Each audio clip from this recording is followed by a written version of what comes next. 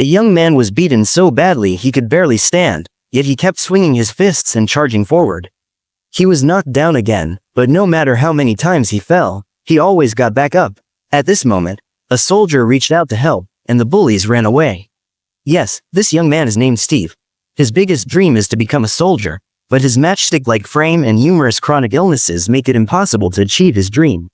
This was his 5th attempt to enlist, a tragedy, but in Steve's dictionary, there's no such thing as giving up.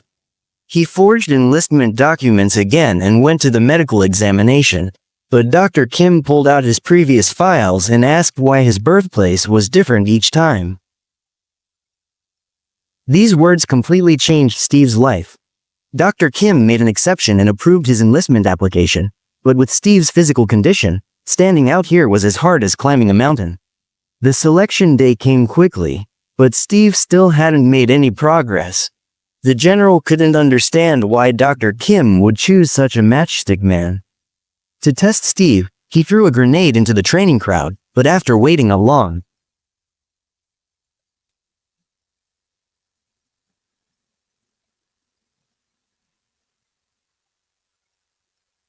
time, there was no sound. It turned out to be a dummy grenade, and it was this selfless spirit that won over Instructor Peggy's heart and allowed him to pass the super soldier selection. However, the transformation process was not as simple as imagined. The experiment not only required enduring inhuman pain but also had significant side effects. 6 serums were injected simultaneously, and the intense pain swept through his body. When the voltage reached 70%, he couldn't help but scream. Dope.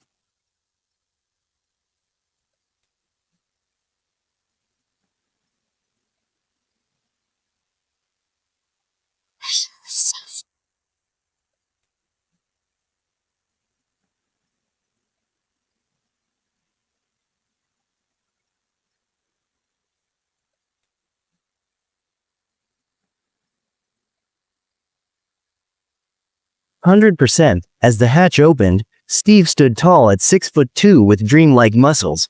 But then, a spy in the crowd stole the serum and killed Drive. Kim. He escaped and Dr. Kim, before dying, pointed to Steve's chest, hoping he'd stay true. Thus, Captain America, who believed in justice, was born.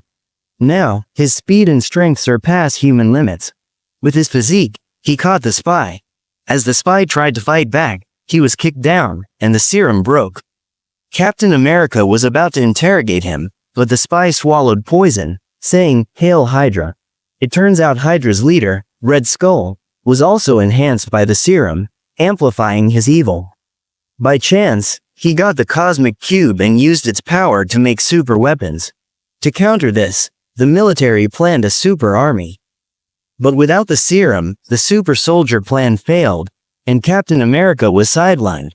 The authorities tricked him into being a mascot, wearing a tight suit and touring camps.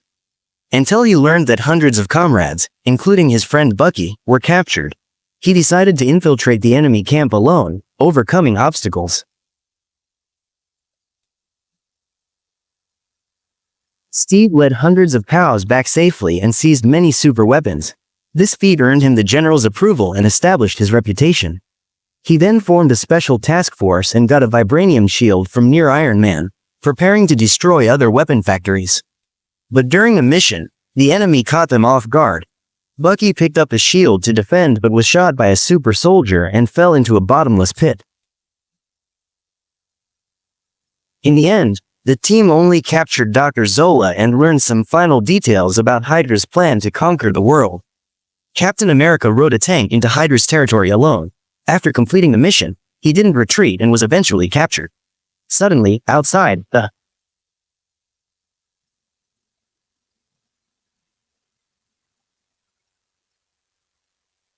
police arrived, and the soldiers were taken away. The defeated quickly took control of the situation. Seeing the tide turn, Red Skull fled. Captain America chased him into the ship, and they engaged in a fierce hand-to-hand combat. They were evenly matched. During the fight, the ship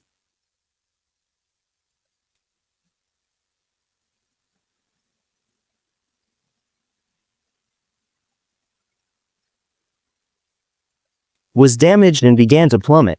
In the weightless state, Red Skull took out an energy gun and shot at Captain America.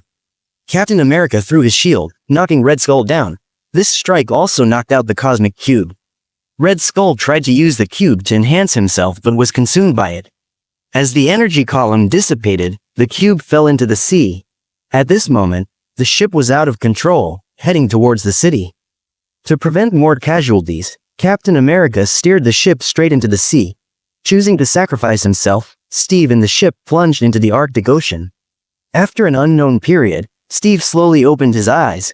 He found himself on the street, stunned by the sight of skyscrapers all around.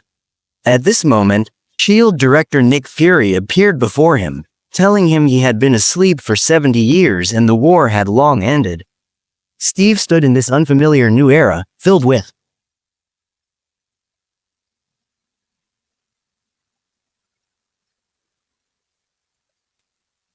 mixed emotions. Captain America's story was just beginning.